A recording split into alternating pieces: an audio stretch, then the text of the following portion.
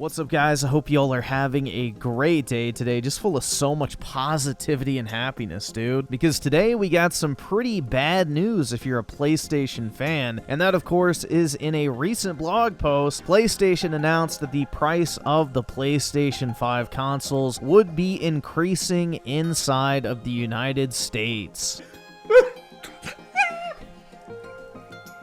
I just can't do it. I can't take this shit no more, man.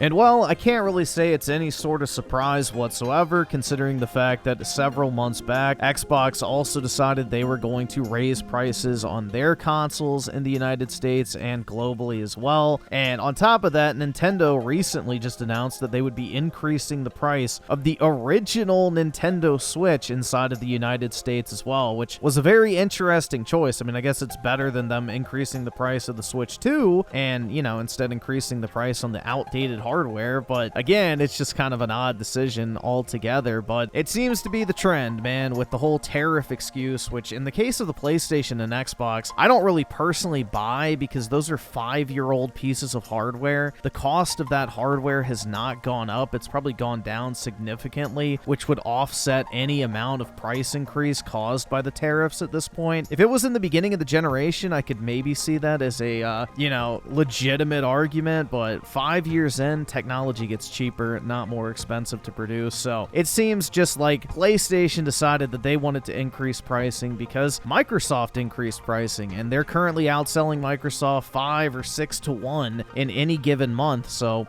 why not at this point? It's just another textbook example of a company raising prices not because they need to, but because they can. And that's the unfortunate situation we find ourselves in right now. Now, PlayStation actually announced this through an official blog post, which I'll go ahead and pull up on screen and read through real quick. So it says, similar to many global businesses, we continue to navigate a challenging economic environment. As a result, we've made the difficult decision to increase the recommended retail price for PlayStation 5 consoles in the United States starting on August 21st. The updated recommended retail price for the PlayStation 5 consoles in the US are as follows. PS5 will be $549, PlayStation 5 Digital Edition will be $500, and PlayStation 5 Pro will be $750. So it's a $50 price increase across the board, which is substantially less than what Microsoft increased prices on the Xbox Series X and S line of consoles. It's also important to note that the recommended retail prices for PlayStation 5 accessories remain unchanged, and we have no other price changes to announce for additional markets. So this isn't affecting accessories, it's not affecting game prices, and it's not affecting the price of PlayStation Plus. Now, do I think they actually needed to do this? Absolutely not. But what happened is Microsoft raised their prices, Nintendo raised their prices, so they figured, hey, we can squeeze an extra $50 out of these fucking things, even if tariffs are, a legitimate claim, which again, I don't think they are, on 5-year-old hardware that has done nothing but gotten cheaper to produce over the years. This just seems like a classic example of Sony looking to capitalize on these so-called market conditions in order to make a quick buck, like if we're being completely honest here. Because if you look at the actual price comparisons, the PlayStation 5 Pro is $20 more expensive now than the 2TB Xbox Series X. So it's still incredibly competitively priced compared to where Xbox is at. And another example is the PlayStation 5 is $550. The Xbox Series X is $600. So PlayStation has still positioned themselves as the more affordable offering on the market. Now, if you combine this with like a bundled game or something like that, it makes it a little bit more appealing and a little easier to swallow to the end consumer. But the point of the matter is they're still considerably under Microsoft's market pricing for comparable consoles, which in the case of the Xbox Series X 2TB and the PS5 Pro, they're not really even comparable. The PS5 Pro blows the Series X out of the water hardware-wise, so technically you're getting a much better value there for only $20 more. So when you really look at it, I think it just comes down to the fact that Sony couldn't get away with charging more. I don't think they actually needed to charge more. I don't think they were hurting financially by selling the consoles at the price they were selling at. This is just a pure money-motivated decision that really they didn't need to do, but they can do given the current state of their competitor in the market, which they are consistently outselling on a month-by-month basis. I think in the United States, 3 to 1. So there really isn't competition for Sony, and as a result, they can charge basically whatever they wanted, and they probably saw this as a quick way to make a little extra money and offset the tariffs, even though they really didn't need to offset the tariffs. So again, this is just pure greed if you really want to boil it down to one blame. I don't really think there's any other excuse. The whole tariff bullshit I don't buy with 5-year-old hardware, and I do find it interesting, man, because they're not increasing the price on the controllers, they're not increasing the price on the games. So again, it doesn't really seem to be a manufacturing problem, because the manufacturing problems of, you know, more expensive tariffs would apply to the games and to the controllers as well, because I don't believe either one of those are produced in the United States either, and I'm pretty sure PlayStation controllers are made in China. So just like the consoles, they would be subject to that tariff as well. So this to me just seems like them trying to close the gap in the pricing differential between them and their closest competitor in order to just squeeze out as much money as possible. Now, is it possible that they could increase the price of accessories? Yeah, I think that's entirely possible. But what I think we're going to see here is PlayStation release more and more bundles, personally. So you'll see like $550 bundles of the PlayStation 5 with the game included, or the $500 digital console with the game included. And they'll basically just use this to kind of, I guess, soften the blow, because it costs them nothing to put a copy of a digital game in a box. When you buy a console, it's just basically the ink that it costs to print the code. So I think that's what we're going to see a lot more of, and it's a strategy that PlayStation has employed in the past, where essentially it was impossible to buy a non-bundled PlayStation 5 towards the beginning of the generation, where they essentially would sell a $550 bundle, interestingly enough, and you would get Horizon Forgotten West included with your console, and they essentially did that as like an unofficial price increase. So I could see them employ that strategy again. Maybe not. Maybe they don't feel they need to, because the PlayStation 5 is selling so well and Microsoft's console is selling so poorly. The $50 price increase they don't see as any sort of risk to their current stature in the market, which could be entirely true, to be fair. So again, it's just a $50 price increase. It could have been a lot worse. They could have matched Microsoft's pricing. So I think it is interesting. They still do want to appear to be the value proposition on the market, coming in $50 cheaper than Microsoft's comparable offerings, or in the case of the PlayStation 5 Pro, essentially matching price of the 2TB Series X, which again, if you have the choice between the 2TB Series X and the PS5 Pro, the PS5 Pro is the just infinitely better choice out of those two. So I do find this very, very interesting, man, and this is definitely just them trying to make that little bit of extra money like every other company is, and using tariffs and the, you know, macroeconomic factors, blah, blah, blah, as an excuse to do so. So companies love money. Sony is definitely not excluded from that, but it'll be interesting to see if this is where it stops. Maybe they'll raise the prices again. Maybe Microsoft will cut their prices now. Maybe Nintendo will raise their prices. We really have no idea, bro. It's a pretty interesting time, and as always, you know, gaming companies love to get their extra shekels where they can, and Sony is definitely no different in that equation. So we'll see if they increase the price on games. So far, Sony's first-party AAA games are all priced at $70. They have not announced any sort of price increase to $80 to match what Nintendo is doing with their more heavy-hitter titles. Games like Ghost of Yotei are going to be $70 for what we know right now, and again, they're not increasing the price of accessories like Nintendo did recently, which they did not increase the price of their Nintendo Switch 2 console, but they did increase the price of like the controllers and Joy-Cons and other accessories. So I don't know,